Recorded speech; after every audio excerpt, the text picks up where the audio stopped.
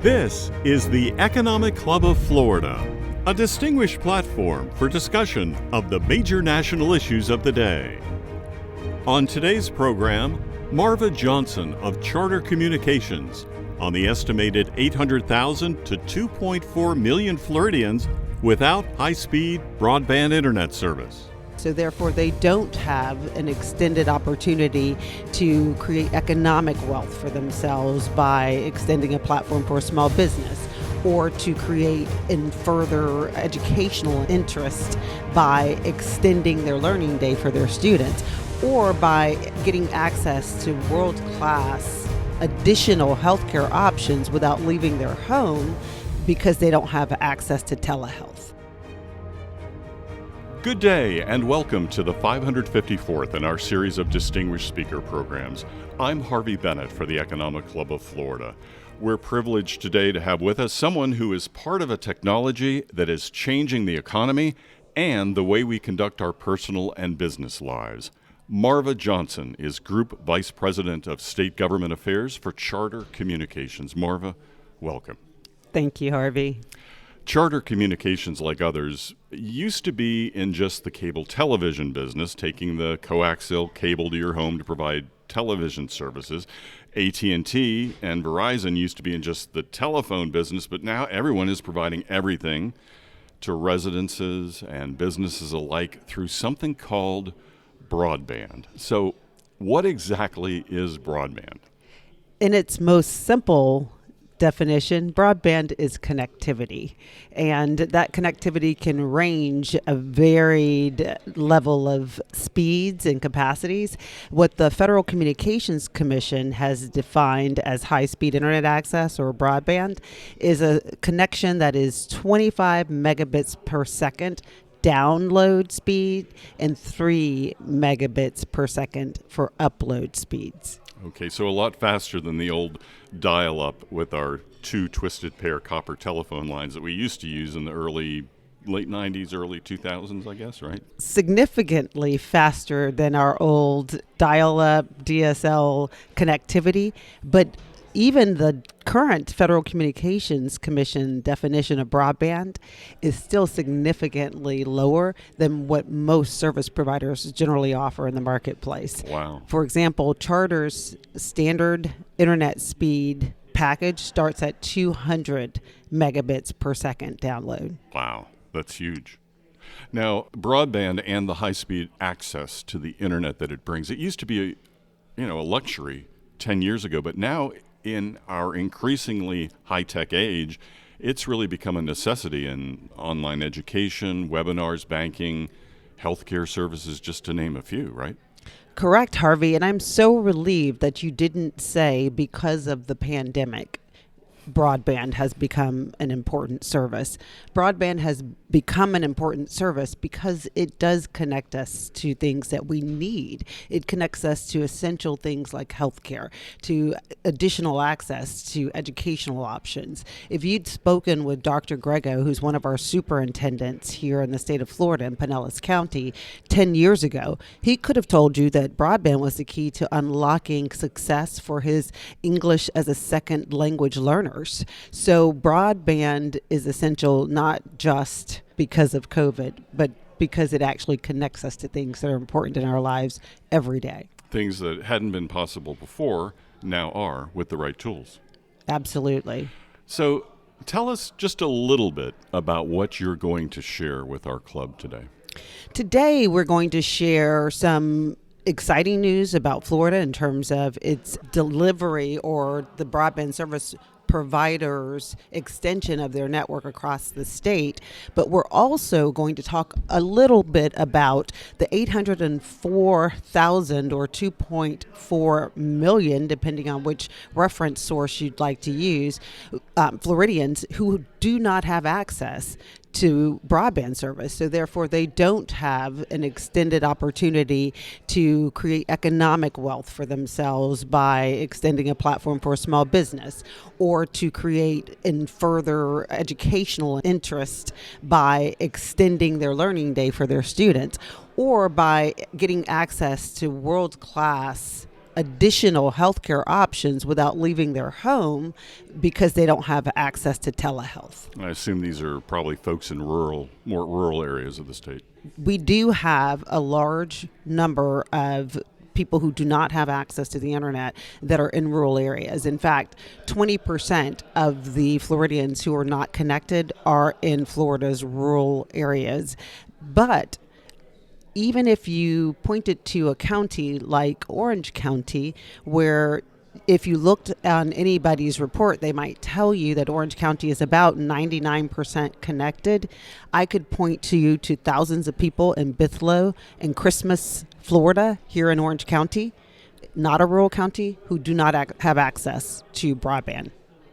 You have had a long career in the telecommunications field. Tell us a little bit about yourself and how it's impacted your life journey. So I started my career in public accounting.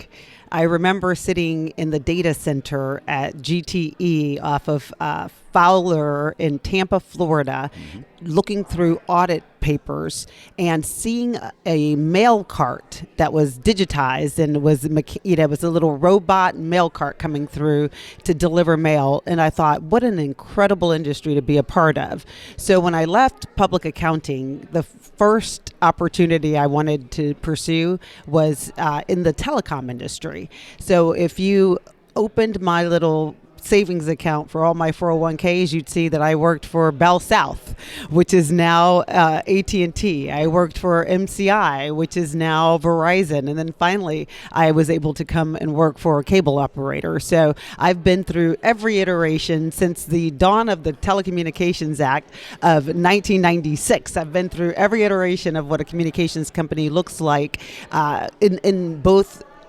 pre-regulatory era and in the dereg era, including a wireless provider. It's been an amazing experience for me. Well, that's a heck of a lot of institutional knowledge. It is. In fact, when I came to the cable industry, one of the reasons they chose to hire me was to bring telecom experience to the cable company. Absolutely. Marva Johnson, Group Vice President of State Government Affairs for Charter Communications, thank you. We look forward to hearing your formal remarks and closing the digital divide to create economic opportunity. Thank you, Harvey. I'm very pleased to be with you today. Now, here's Dominic M. Calabro, President and CEO of Florida Tax Watch, with our formal introduction. So, Marva Johnson is the Group Vice President, State Government Affairs, Charter Communications for the South region. She has a law degree from Georgia State University and a master's of MBA from Emory and a bachelor's degree from Georgetown. Little mom and pop kind of organizations, I understand. She oversees state government affairs and regulatory matters, not one, not two, not three, but 9 states in the southeastern United States where Charter Communications does business. Marva is considered instrumental in managing an incredible transition from Bright House, where she was employed, emerged into Charter and Time Warner in 2016. She's currently one of Marva's focuses is the expansion of broadband service to rural communities, and she will highlight some of the work that she's asked TaxWatch to do to help explain the importance of that. I think it's on your table as well. Marva serves on the boards of, first and foremost, Florida Tax Watch, and our executive committee is also our corporate secretary. She serves on the board of the State Board of Education, Enterprise Florida. Thank you, Marion. And thank you. And the Global Board of Women in Cable Telecommunications.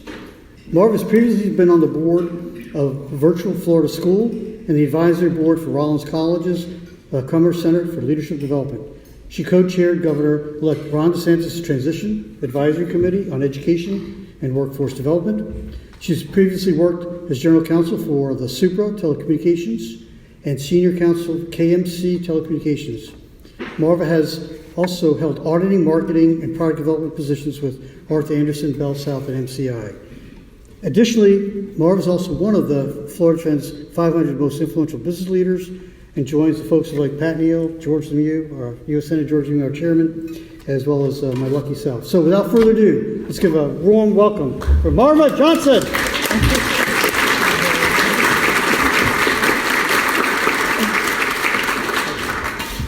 Definitely very kind. I appreciate you. And you'll laugh because I'm going to talk about broadband, but I have my paper because I will always love paper. Call it the accountant and the attorney in me. So thank you all for this opportunity to share some thoughts today.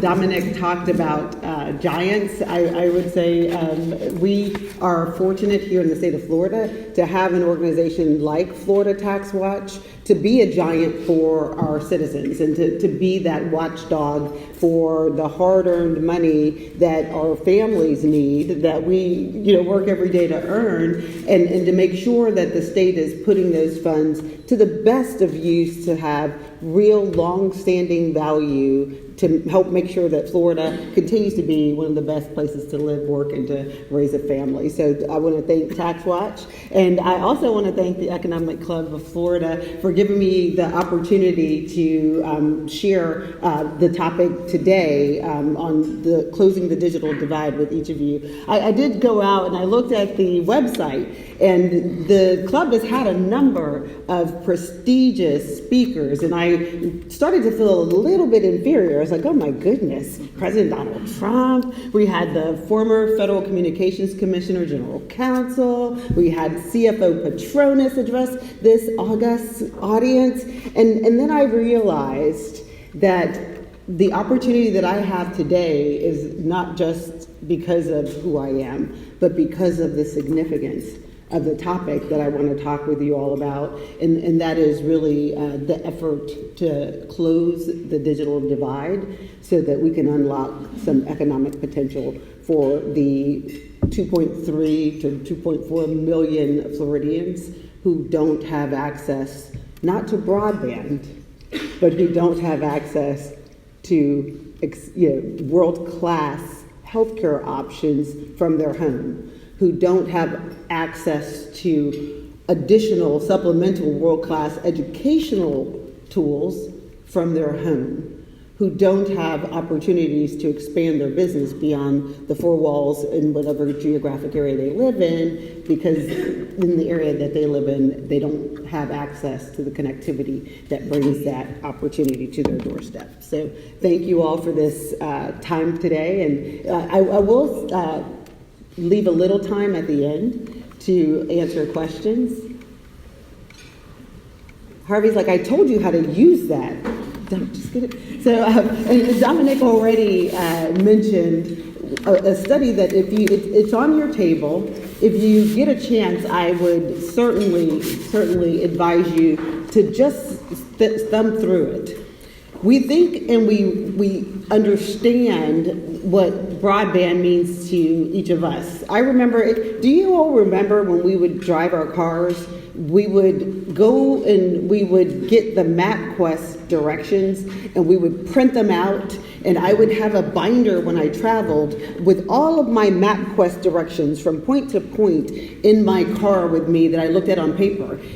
We also may even remember maps. Remember maps? You would put them in your glove compartment, and when you would travel with your family, you would pull them out to get a reference point. Because of the internet, it's completely changed our quality of life. It's completely changed the way we move through the world. And in that context, that's wireless broadband access that got me here today, right? I didn't pull my map out. So when you think about not just the economic impact that broadband has on each of our lives, but on the quality of life that we can actually enjoy because of broadband, it is a very important topic, and we all take it for granted. But again, there's at least 804,000 to 2.4 million Floridians who don't have that option. And what is the impact of that challenge to the bottom line for our state? As much as we want to make sure that we're friendly to everyone and we want to love every Floridian, the truth is it's not just an impact to the individuals who don't have access. It's actually a lost economic opportunity for the state itself, because for those students who don't have access to incremental educational content, and I don't have to tell people like Dr. Greco from Pinellas County that the reason we need access to broadband is not because of COVID and students have to work from home. It's because you need to extend the learning day every single day, not just during COVID, but all day, every day, and he's been doing that for over a decade. So when you think about the lost economic opportunity of $2.25 billion to nearly $17 billion that could be brought to the state through small businesses who need access to broadband, through telehealth options that would give healthcare access to many Floridians, and to changing the economic opportunities, which you and I know if you change education, you change the economic options for the students whose lives we're impacting. So that is why I thought it was a wonderful topic to talk with you all here today about. And again, if you get a chance, please read the study. Every month that goes by, and so Katie will laugh at me because she probably thinks, Marva, if I have to hear you ask one more time when that grant program is going to get launched. But let's, Katie Smith is with the Department of Economic Opportunity, and she is actually leading the state's effort to get broadband access and to partner to bring broadband access to many of these communities. But every month that goes by that these Floridians don't have access to broadband is actually costing our economy, or costing collectively these individuals nearly $13.6 million a month, or on the upper end, it could be as much as $99 million a month. And you're probably wondering why that broad range, and it's simply because depending, and we'll talk a little bit more about this, depending on how many people you believe don't have access, and Katie's going to be leading the effort to actually develop a map, but depending on how many people don't have access to broadband, that number changes.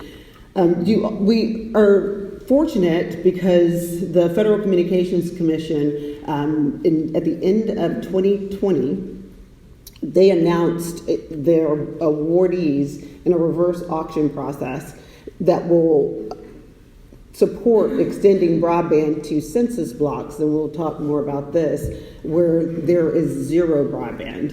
So the Rural Digital Opportunity Fund, which is a Federal Communications Commission program, will actually allocate dollars on a per location basis, on a per state basis, to service providers who won in that reverse auction, supplemental funds to help overcome the challenge of cost. So if you get a chance, again, I think there's one at each of your tables, please spend some time with the Florida Tax Watch report on closing the digital divide, the expansion of broadband internet service to the unserved areas of our state. What is broadband? So it simply to me is connectivity. But if you wanted to use the technical definition for it, the Federal Communications Commission has defined broadband connectivity or broadband access as essentially a service that is 25 megabits per second download and 3 megabits per second upload. And so I know that's very tiny print up there, but if you could read it, what it would show you is what are some of the things you can do with these levels of speed. I mean, as you quite naturally, as the speed increases, the capability of the services that you can access increases. So with 25 meg by 3 service, you have a pretty strong opportunity for robust services. You can look on the internet, you can watch, have streaming content delivered to your home. The more users you extend to that footprint or that connection, then the more you're sharing that bandwidth, so you'd maybe want to go up.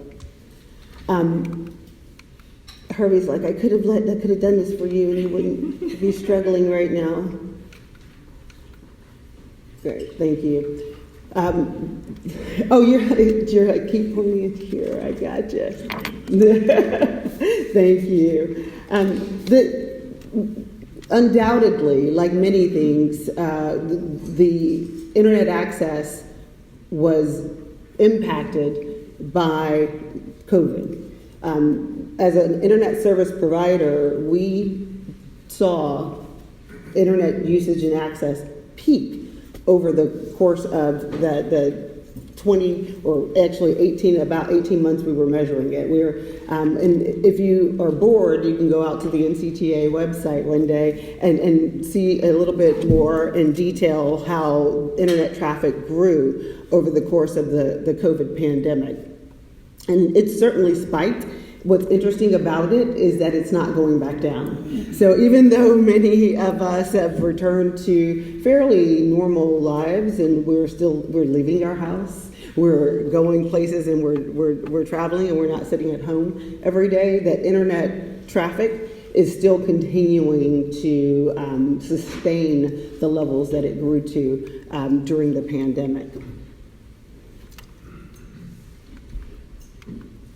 Which brings us to the concern that we're really trying to focus on solving today, and that is the digital divide. And the digital divide is commonly referred to as the gap that exists between individuals who have access to broadband and to high-speed information and communications technology, and also have the digital literacy that's necessary in order to use it.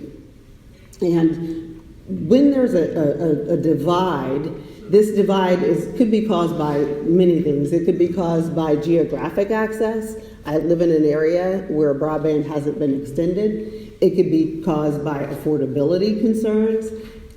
It could be also caused by educational and socioeconomic barriers.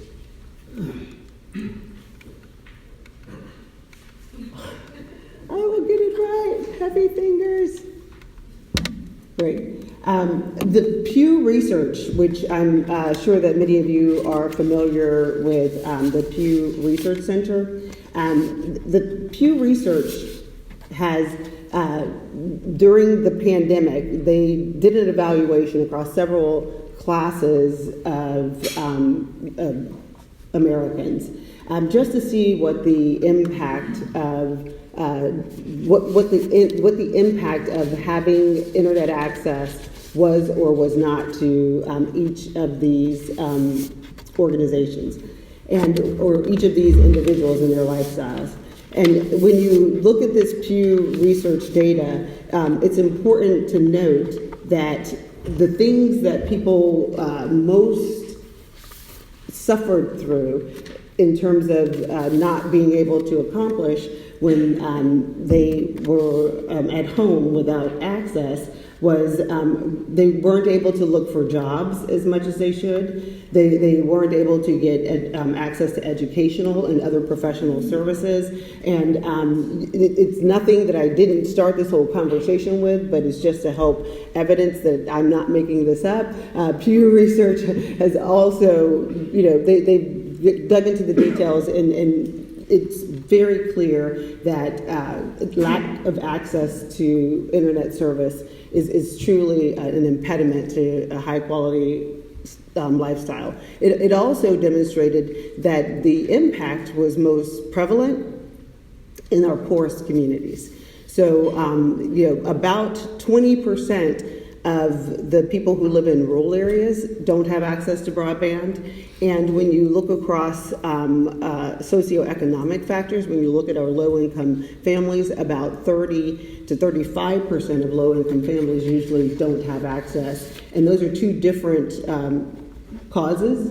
One is I can't afford it, and the other one is even if you brought it to my house. I don't have it at my house, so I couldn't, even if I could afford it, I can't get to it. I'm fortunate to work in the cable industry, and as we have evolved, I could tell you today I work for a cable company, but most of our subscribers are broadband subscribers. So that's how these services have evolved. So over 280 Americans have access to a cable broadband connection in their home. 14 million of these people have access to a low-income broadband product offering that is brought to the market by the service providers themselves. And 85% of U.S. homes have, they actually are engaging in purchasing the services. as we look at trying to find ways to find solutions instead of just simply complaining about the problem, the cable industry did a number of things over the course of the pandemic, including partnering with school districts, creating new programs and services to extend our network, working to do the Keep Americans Connected program to make sure that Americans stay connected. But even beyond that, we needed to establish some things that are going to be more long-standing. And when we spoke earlier, I mentioned that affordability was a challenge for many of our American citizens who don't have access. The Federal Communications Commission, post-pandemic, through the American Rescue Plan dollars and planning around moving the country forward, established a program called the Affordable Connectivity Program. And this program it was an extension of a program that was temporary called the Emergency Broadband Benefit Program. This program for qualifying individuals will allow you to have access to a broadband connection through a service provider for $30, and you'll have a $30 a month credit from the federal government. So that's going to help us solve that connectivity issue for many Americans who struggle financially. And that program, I just have two examples here, will operate in the marketplace alongside other internet service provider options. So I work for Spectrum. Some of you may know it as Charter Communications. We have what we call Spectrum Internet Assist, which is a product offering we have for families who are low income and meet certain eligibility requirements. We will, in addition to our Spectrum Internet Assist program, have the Affordable Connectivity program available for customers throughout our marketplace. So we've talked about solutions that are going to help us with the affordability challenge. We still have now the concern about the people who just don't have access.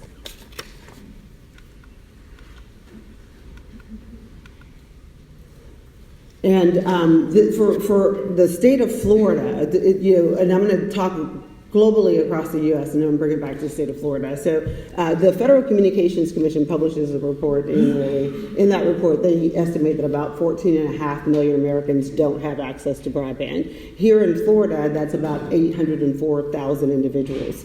There's also Broadband Now. Broadband Now estimates that the number of Americans without access to broadband is actually closer to 42 million, and that the number of Floridians without access to broadband is actually closer to 2.4 million. So that helps, again, explain the range I spoke about earlier.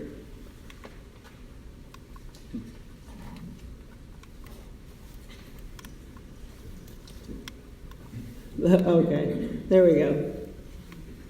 When you look at the 804,000 Floridians who don't have access, they're not just in our rural counties. So many of them are in the rural counties, but they actually aren't just in our rural counties. And if you just, this quick inventory, there are 6 counties in Florida that have less than half of the citizens have access to broadband. And Florida is one of the most prosperous states in the country. In fact, someone the other day, it might have been, I'm not going to say who I thought it was because I don't want to misquote anyone, but I heard a statistic that Florida, if it was its own country, would be the 14th largest economy in the world. Yet, we still have 6 counties that don't have, that less than 50% of its occupants have access to broadband. And even though when you scale up, we get to a number that looks closer to 9 counties that look like they have 99% access or above, I could assure you that if you went to Bithlo or Christmas, Florida, which is in Orange County, where it looks like we have about 99.5% broadband access, I could find at least 1,000 people who would tell you they cannot get internet service at their home. So it's not just a problem for our rural counties. It's actually a problem for every address that is unserved across the state. And this is just, if you were to take a look at it from they said picture's worth 1,000 words. Just presume those green counties really are close to 100% served, which I just gave you an example that suggests that they're not.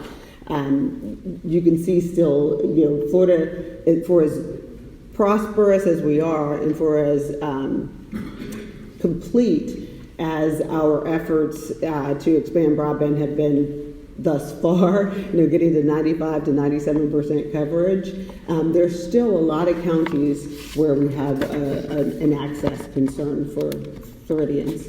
So how do we solve the challenge of connectivity? We talked about the challenge of solutions for the challenge of the financial issues, but how do we solve the challenge of connectivity? So the Rural Digital Opportunity Fund, which is the federal fund I referenced earlier, is designed to supplement the cost. Many times in rural areas, the reason people don't have broadband is because of the cost to build. And the Rural Digital Opportunity Fund is designed to supplement the cost to build to these areas where there's zero broadband in the census block. You can presume, my company is publicly traded, so we actually want to make money. We would like to have as many customers as we can possibly afford to deliver service to.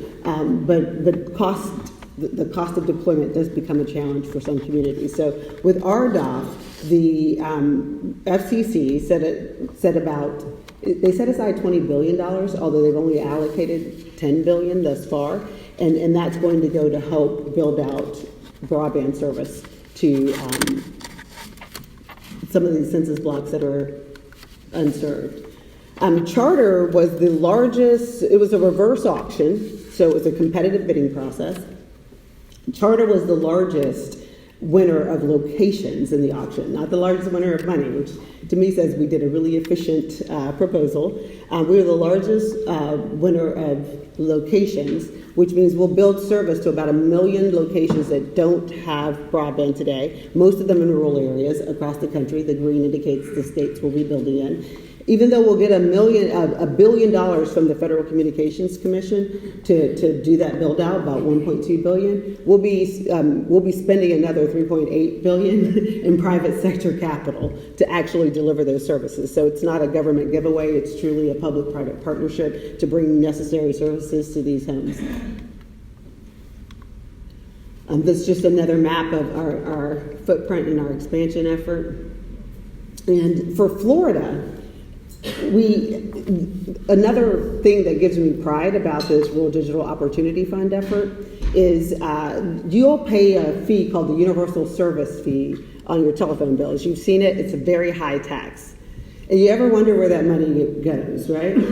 Much of it went to deploy telephone services so everybody can pick up the phone and dial 911. We are a net payer state. Typically, Floridians' universal service dollars leave and go to other states, and we never see it again. This was an opportunity because some portion, the high cost fund, some portion of the $20 billion that's being used for RDOF, came from the Universal Service Fund. So it's us getting our money back. $192 million was allocated for the state of Florida, and Charter's RDOF award will bring $23 million to our network to help supplement the builds. There were 141,000 homes and small businesses that were eligible for this program in Florida. Charter will be building to almost 18,000 of those locations, and there are other service providers who also will be a part of this build-out. That build-out, we actually have 6 years to complete. Sounds like a long time when I told you that we were losing billions of dollars a month for every day people don't have broadband, which brings us to some of the solutions that Katie is working on.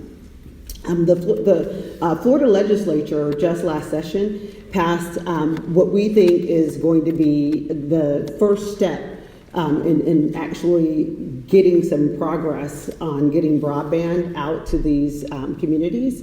The bill that was passed, the Broadband Deployment Act of 2021, was championed by Josie Tomko in the House and by I'm going to get in trouble for I'm going to get in trouble. It was championed by Danny Burgess in the Senate. Is actually it's in the law right now, but it wasn't funded. So the things that are moving forward is that the bill directed the Department of Economic Opportunity to actually establish a strategic plan, which they're going to be working to deliver to the governor and the legislature by June 30th, 2022. It also establishes the framework for a broadband grant program to allow public-private partnerships so that the Broadband Opportunity Program, which would be our broadband grant program for our state, so we could actually bid on opportunities to build to these areas, and so it establishes the rules for that program. It creates an incentive to accelerate broadband because the municipal electric co-ops, the municipal electric companies offered a $1 pole attachment rate. Who would have ever thought I'd get up here and talk about high-speed broadband, and I would have to talk to you about utility poles in that context? But the easiest and fastest way to get broadband out is to attach to a wooden utility pole. And the municipal electric companies are offering a $1 attachment rate if you're building to an unserved area, so that it could facilitate investment and encourage ISPs to bring broadband to those areas. And it also removes some of the infrastructure access challenges. So again, it was a great step forward in terms of moving Florida closer to full broadband access. What are some of the things that other states have done as it relates to expanding broadband connectivity? We've had, anybody hear of like trillions of dollars being spent? This thing, not gonna, regardless of whether you agree with the purpose and the effort behind the trillions of dollars that have been allocated for infrastructure investment, I would say that it's hard not to, I know, it's not like a mower. It's hard not to agree that using those funds to make life-changing investments in each of our states is not a good idea. And so when you look across the Southeast, as Dominic mentioned at the start, I have the Southeast, so I love to look across my states and see, what's going on comparatively. Florida's my home, so I always want the most and the best, or at least for it to set the bar. Alabama, who has 608,000 unserved locations, put aside $25 million and then came back recently and set aside another $250 million. Georgia just did a $300 million program. They had $2.4 billion in applications for $300 million to expand broadband. North Carolina put nearly $967 million aside to expand broadband access and to improve affordability and to create affordability solutions. And we are at the point in Florida where we have significant funds that are available. We have over $8 billion that was allocated for the state of Florida, and we are very excited and looking forward to seeing whether some of the federal funds that were allocated for Florida for infrastructure can be used for broadband.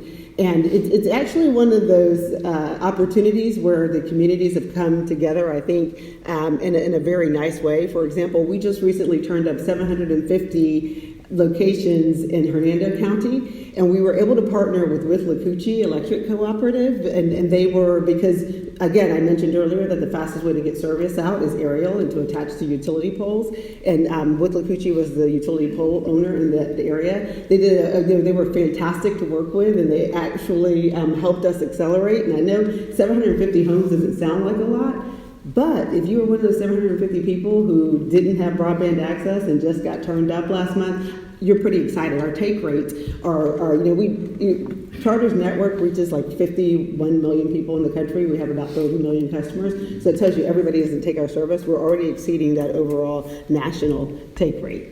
So what we're hoping in Florida is that we'll take some of this one-time money and we'll invest in a lifetime of opportunity by putting $100 million into a broadband utility pole pole fund, which would allow the service providers to partner with the utility pole owners to accelerate the broadband deployment and reduce the costs, and then also fund $400 million for the broadband grant program. And so as we look at the state options, we're excited for that opportunity. We'll see where it goes. And then we're not sitting on at home waiting, though. We're actually there's my timer. It says my time is up. We're not sitting at home waiting, though. We're very excited, and we know Katie's working hard, and the DEO is working hard. We're actually working directly with some of our counties to have to get projects on the board right now. So we recently just announced that we're going to partner with Flagler to try to get full broadband access. And again, that's a joint opportunity where we're going to be investing significantly in partnership with them and their ARPA dollars to expand broadband to their unserved areas. So in closing, I just wanted you all to have some perspective on how we can take this one-time capital investment and make life-changing, long-standing, forever decisions for Floridians who truly need access. And thank you for the opportunity to share that with you all today. Happy to take questions later.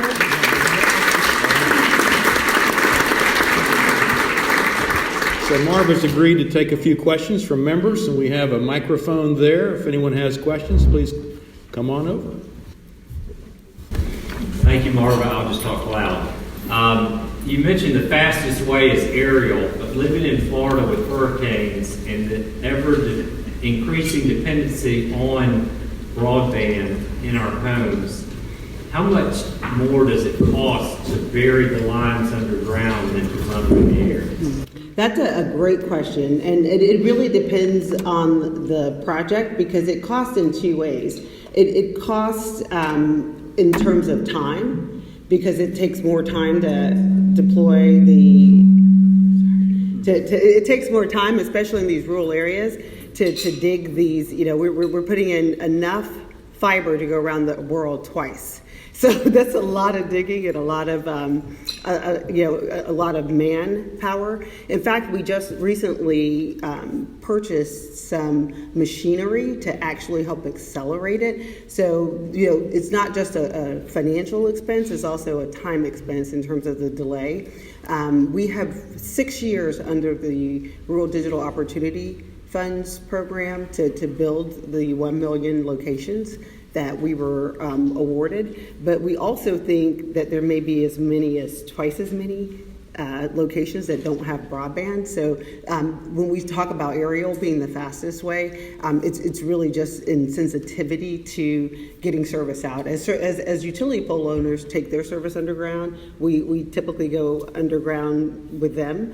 But since time is of the essence, aerial has really been our focus. And in some places we can't go underground. If the water table is too high, or if depending on the terrain, if it's too rocky, so we can't always deploy underground. Thank you. Any other questions? Yeah. Marva, would you talk a moment about how important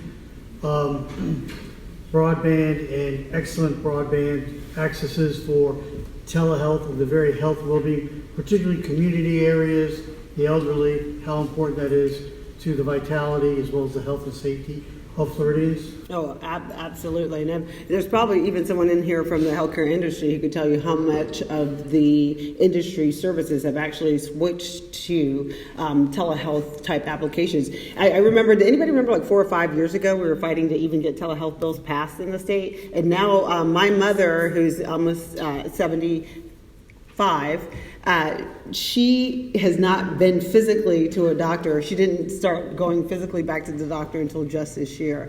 And you've, I'm sure, all seen the news to talk about how many, in many instances, our health is deteriorating in a accelerated fashion because many people stopped going to the doctor physically because of COVID. But I can tell you from my personal experience that I was very pleased for, again, folks like my mother who couldn't I don't want my mother to miss a doctor's appointment. She's been able to continue her health care via telehealth. And so to me, it really is, it's the difference between having her healthy and alive and having her, again, fall behind and potentially put her health at risk.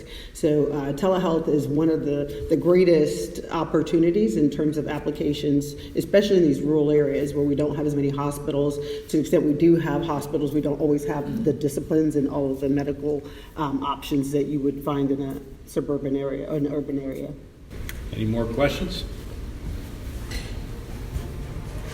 You've answered everyone's questions in advance. Yeah, I just want to, does anybody not have broadband at home? Everybody here has access to broadband at home, right? Yeah, okay.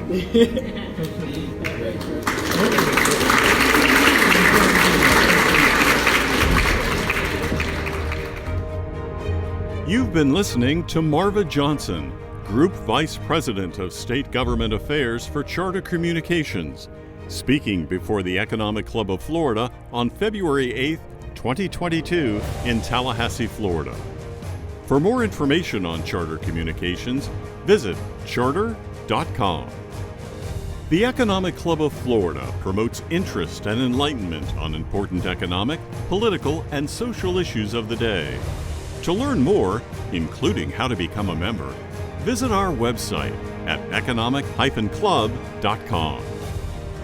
This program was recorded at the Florida State University Alumni Center in Tallahassee, Florida.